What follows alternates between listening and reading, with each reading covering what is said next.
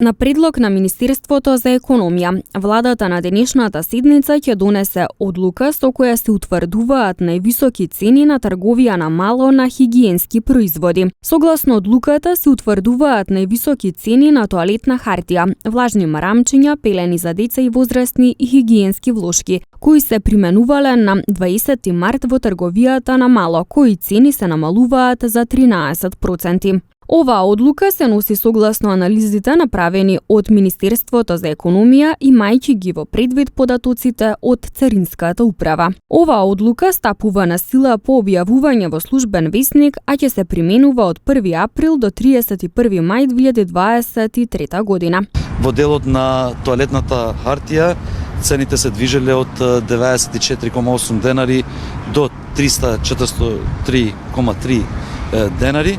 Од периодот од 1 март до 24 март 2023 година цената се движила од 94,8 денари до 205 денари и на оваа цена која ќе се пресмета и ДДВ-то, значи се движила од 111,8 денари до 241,9 денари и главном повеќе од сите овие производи, повеќе од 85% се увезени во нашата држава. За влажни марамици во просек цената се движила од 94,6 денари во јануари, 94,5 денари во февруари и 83,2 денари во месец март 2023 година, каде што имаме и царинска ставка од 6% и не се вклучени цените на ДДВ-то.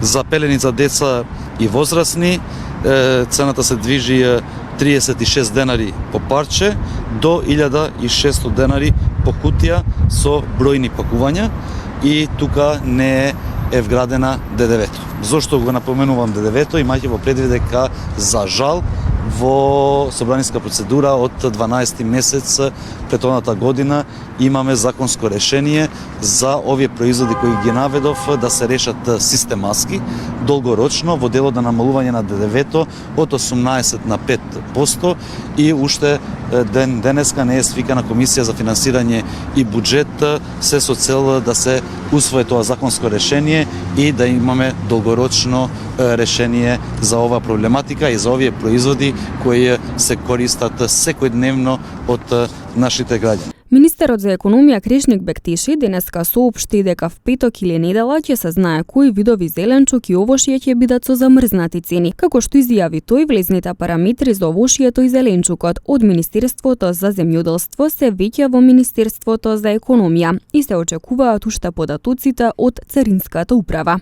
Инаку на замрзнувањето реагираат од Стопанската комора на Северозападна Македонија, чиј став е идентичен со оној на СКСМ.